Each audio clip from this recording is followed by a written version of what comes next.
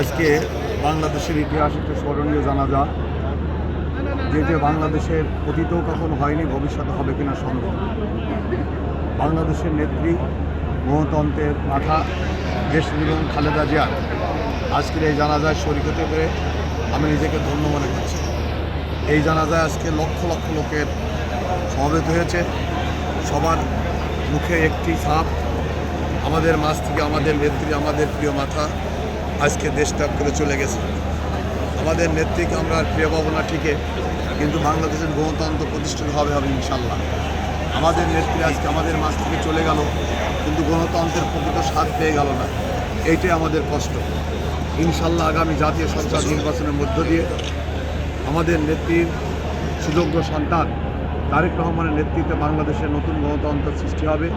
সেই গণতন্ত্র, সেই পতাকা আজ তারেক রহমানের হাতে।